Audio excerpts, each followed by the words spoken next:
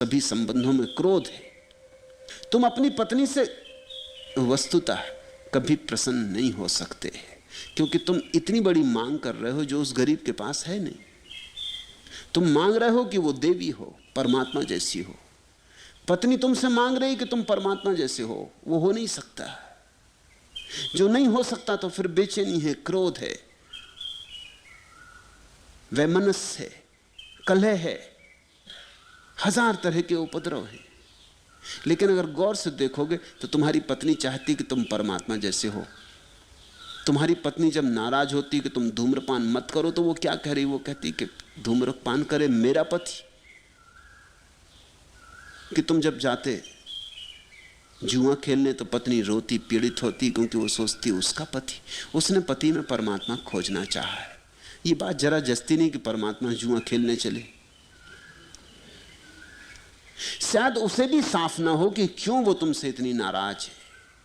आखिर अगर एक दफा जुआ खेल भी आए तो क्या हर्ज है? अगर तुमने थोड़ी सिगरेट पी भी ली तो क्या हर्ज है? कि कभी शराब पी भी ली तो ऐसा क्या बिगड़ गया? नहीं, उसकी धारणा, तुम्हें थोड़ी चाहा है, उसने चाहा मैं परमात्मा को खोजना चाहा है, उसे भी शायद साफ ना हो। तुम भी पत्नी में कुछ अपूर्व खोज रहे हो, कुछ दिव्य, कुछ शाश्वत। वो नहीं मिलता। मिलती है एक साधारण स्त्री, साधारण ईर्षा, वैमनस्य, क्रोध, घृणा से भरी। मन व्यथित हो जाता, जैसे धोखा हुआ, जैसे किसी ने धोखा दे दिया।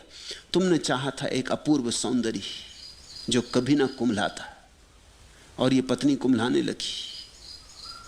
तुमने चाहा था कुछ परलोक का, वो मिलता नहीं तो तुम उदास होने लगते हो। उदास हो जाते तो तुम किसी दूसरी स्त्री में खोजते हो, किसी दूसरे पुरुष में खोजते हो। मगर परमात्मा को खोजना हो तो ये कोई उपाय नहीं। जिन्होंने परमात्मा की तरफ सीधी नजर उठाई, जिन्होंने परमात्मा की तरफ सीधी नजर उठाई, जो थोड़े से भी सीमा को छोड़कर असीम की तरफ सरके, और सीमा में जिन्होंने जरूरत से ज्यादा मांग ना की। सीमा की शर्तें, सीमा की सीमाएं हैं। जिन्होंने असीम की मांग ना की और असीम को जिन्होंने सीधा खोजने का प्रयास किया, उनके जीवन में मोह के बंधन अपने आप छूट जाते। जिनका गठबंधन परमात्मा से हो जाता है, उनके और सब गठबंधन अपने आप खुल जाते। बंधन तोड़े मोह के फिरते निसंग, साहब मिल साहब भय, कुछ रही न तमाई। कहें मलूक तिस घर गए, जह पवन न जाई। साहब मिल साहब भय। और परमात्मा से मिलने का सबसे बड़ा अपूर्व जो परिणाम है वह यह है कि परमात्मा से जो मिला वो परमात्मा हो गया।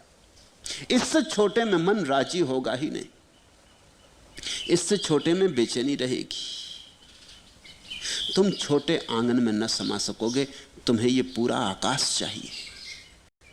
तुम्हारी नियति ये पूरा आकाश है, तुम्हें विराट चाहिए, विभु चाहिए। तुम जब तक साहब ही ना हो जाओ, तुम जब तक मालिकों के मालिक ना हो जाओ, तब तक तुम अतृप्त रहोगे। अतृप्ति जलती रहेगी, काटती रहेगी भीतर, छुरे की धार की तरह तुम्हारे प्राणों को सताती रहेगी। साहब मिल साहब भय, कुछ रही न तमाई। तमाई बड़ा प्यारा शब्द उपयोग किया मलुक ने। इसका अर्थ होता है तम, अंधेरा, तामसिकता, क्षुद्रता। इसका अर्थ होता है वासना। इसका अर्थ होता है मूलतः अब भीतर कोई अंधेरा ना रहा, दिया जलने लगा।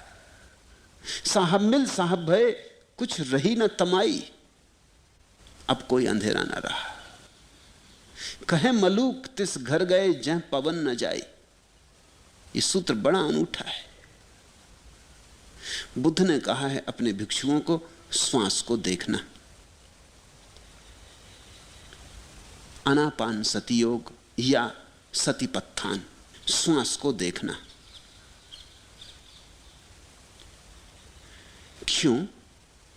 क्योंकि बुद्ध ने कहा है श्वास को देखते देखते तुम्हें यह दिखाई पड़ेगा कि श्वास तुम नहीं हो, तुम वहां हो जहां श्वास भी नहीं जाती। श्वास शरीर के लिए जरूरी है, तुम्हारे लिए जरूरी नहीं। श्वास आत्मा और शरीर के बीच सेतु है, जोड़ है।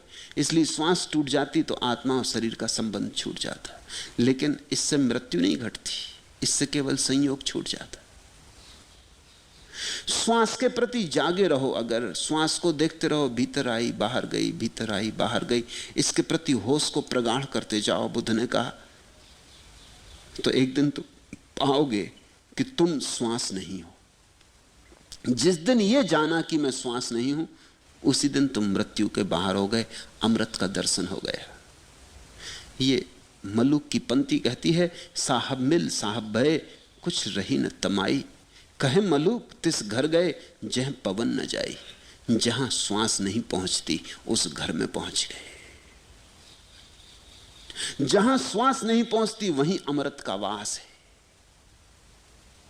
जहां तक श्वास जाती है वहां तक संसार है, जहां श्वास नहीं जाती वहीं परमात्मा है,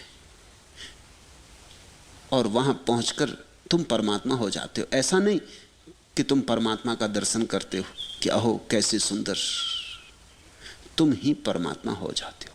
जब तक इतनी भी दूरी रही कि तुम देखने वाले और परमात्मा दृश्य रहा, तब तक बेचैनी रहेगी। इतनी दूरी भी सही नहीं जाती। यही तो प्रेम की पीड़ा है।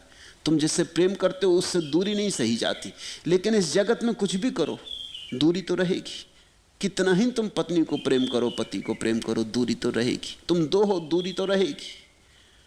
मिल जाओगे क्षण भर को, लेकिन क्षण भर का मिलन होगा, फिर दूरी खड़ी हो जाएगी, और भी प्रगाढ़ होकर खड़ी हो जाएगी, पहले से भी ज्यादा दूरी मालूम होगी।